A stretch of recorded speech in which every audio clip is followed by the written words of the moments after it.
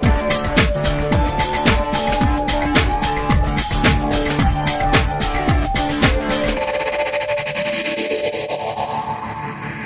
and welcome to another edition of Lab Rats. My name's Andy Walker. I'm Sean Carruthers. And I've had way too many carbs today.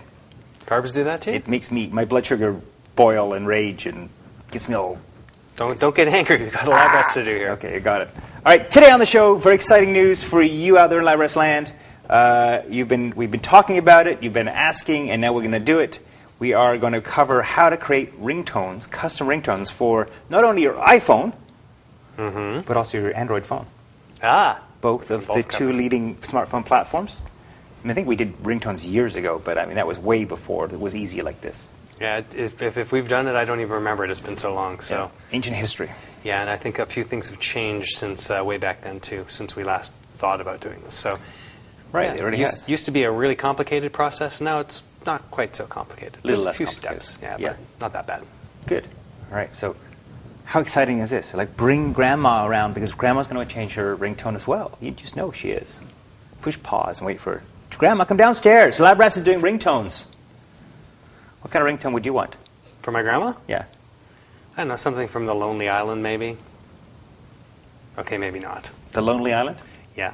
They'll know. Oh, they'll know. How about you? What's your grandma going to have? Grandma, I love you. Grandma, I love you. Grandma, I love you. That's the ringtone I'd make for her. Except that she's dead. But if she wasn't, that's what I would make for her. Oh, yeah. Yeah. What a great start we're off to. It's going to be an odd show. All right, let's take a break and when we come back. Custom ringtone. Stay on Lab Rats. Welcome back to Fabulous Lab Rats. Before we get started, let's talk quickly about our sponsor, the trusted company, VeriSign. These guys, they're trusted to run and safeguard .coms and .net and all the domains out there in the world. They are the company responsible for all of the plumbing behind those two crucial top-level domains. Yes, sir.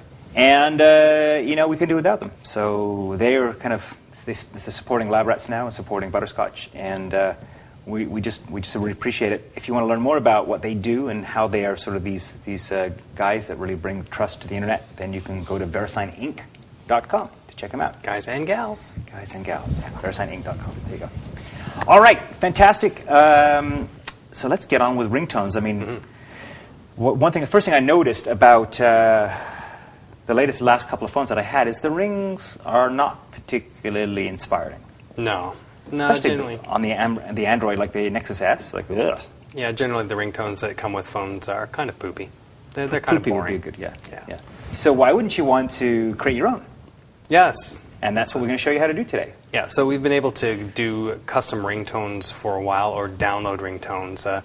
For the longest time, when you wanted to get a ringtone onto your phone, you would have to go to your local carrier, like Verizon, or had VeriSign. Not VeriSign. Not VeriSign. The trust people. They won't tell you this, but your carrier would sell you ringtones, or you could maybe get them from, say, iTunes if you're doing it on the iPhone, and then you pay some ridiculous amount for like a short snippet of music that you could have gotten cheaper just by buying the whole song. So those days are over. You can custom roll these. You always have been able to. It was a little bit hard in the past. You have to do a whole lot of manual work, and now it's a much more streamlined process.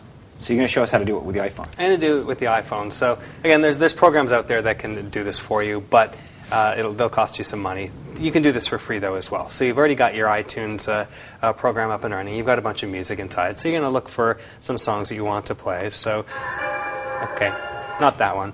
You want something that stands out as a ringtone, so let's try this one right here. That's a good ringtone, don't you think? So I'll make that your ringtone. So you've got this already sitting here in your library. You highlight it like so. And if you're on Mac, you'll hit Command-I. If you're on Windows, you hit Control-I. And it'll actually bring up info on this particular song. So you'll see the summary of what the song is, info, video information, if any, sorting. But what you want to go down is to options. And you have something here called start time and stop time. And this is important because ringtones are 30 seconds long on the iPhone. Or less. Or less. Okay. So you want to create a start time and a stop time. So find this intro part of the song, find the time code that matches to the part where you want to start. It isn't necessarily going to be at 0 because you don't necessarily always want to go from the beginning. In this case, we do.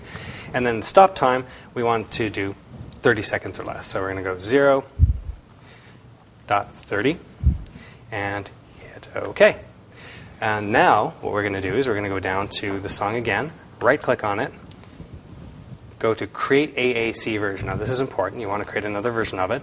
It'll duplicate that is a ringtone compatible version. So if you had an MP3 in there to begin with, this will create one that will actually play. Then you'll see underneath we've got it again here. We've got a 30-second version of it. And again, you play it, and there it is. So now what we can do is just drag it off onto the desktop and put it in a different location. Or we can actually find it in the Finder. Or we can actually just do that. Just right-click on it and say Show in Finder, and then find the location of it. Right. So there it is, actually in the original location with the rest of the tracks. So what we're going to do is we're going to change this. It says OK. That's the name of the file. .m4a. That's an MPEG-4 audio, and we're going to change that to M4R. So we're just going to rename the file to M4R. That's for ringtone. Ask if we want to change it. We're going to say yes, use M4R. And then we'll go back, delete it from our listing here inside iTunes, because we don't want a 30-second track just sitting around. Hit remove. Keep the file, because we want to keep that file. Go back to our Finder. Double-click on the M4R track. And that'll add it to our ringtones. So I'm going to go over to ringtones. It's right there. So now, when we take our phone out, plug it in, and then sync it, and we'll show you it actually in action later on, it'll actually be on there. So we have a few things here that we can transfer over to our phone as ringtones. You're just going to push sync now, are you? Yeah, I'm just going to sync it. So there's a few ways you can do it. So actually, let's do this now. So go to Sean's iPhone, which I've plugged in, and we've got ringtones, and we can actually choose to sync ringtones. I've actually got, see on the summary page, manually manage music and videos. You can click that if you just want to drag things over. And it's loading up my iPhoto too, because I plugged that in. Let's get rid of that. But you can go to ringtones, click sync ringtones, like so. Are you sure you want to sync ringtones? All existing songs will be removed.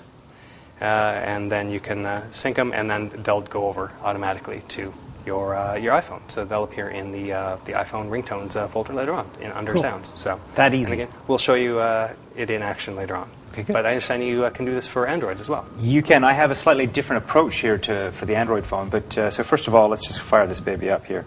So what I'm going to do is I have it connected, as you may see here, on my Mac. I'm going to pop that in. And what you're going to see here on the phone is that it's going to ask me if I'd like to turn on USB connectivity. So let's do that for a second. As you can see there, it says USB connected. So I want to turn on USB storage. And I want to go OK. This is basically treating your phone like it's like a USB key or something like that. Yeah, exactly. So I'm going to put this down for a second. And what you'll see is that on my Mac over here, there is a folder called No Name. And that has all the folders for that exist on that, almost like it's a flash drive. Right. And I've created a folder here called Ringtones. It's a very expensive flash drive adapter, by the way. It is indeed. But it's actually a great way to carry around content as well if you wanted to. So you can see there's a file here called blacksheet.mp3. So you can actually drag things you find on the internet, for example, into that folder, and then you just use that to access it later. That's not the primary thing, but I just wanted to show you how to do that, just so people know. I'll turn this off now. I'm going to go straight to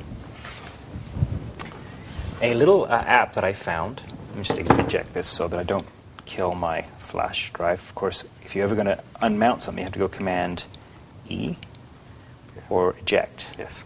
Very important on the Macintosh. Not so important on Windows, which tends to manage external drives a little bit differently. But on the Mac, if you do that with the drive that's formatted for Windows or general use, you can actually erase the whole thing. You can, exactly. So I found a free app here called Ring Droid. That's right here, which is really kind of handy. So this program, or this app, is designed to allow you to actually grab the music that you've put into your ringtone folder there, or create your own. So in this particular case, you can see there's a file there called Black Sheep. Is that by the band Metric? Is it? Are you actually listening to something that's newer than 1983? Paul put it on there. So what you do is you want to go. So I'm going to go here. I'm going to choose the part of the song that I want. Right, so I'm going to go to here. And I'm going to go over here. And I'm going to preview it. First I need to turn the volume on.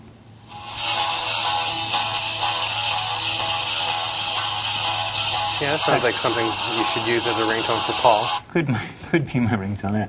Exactly. So that's one way to do it, is just to take it out of a pre-existing file, or you can record your own. Now, I like to do that. So remember I said that I would make one for my grandma? Mm-hmm. All right, so let me just go back here. And I'm going to, not going to save that. I'm going to. So if you saved it, that would basically become your ringtone on That's correct, one of your ringtones. Okay. Yeah, I could do this. I could go like this. All right, and I can go save.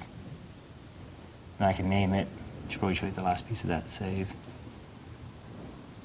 Right, and then I can assign to a context specifically. I can make it the default. Blah blah blah. And you can also make it your default right now. So Okay. that's great. I'm not going to do that though. It's not I'm just going to say close. Okay. Okay.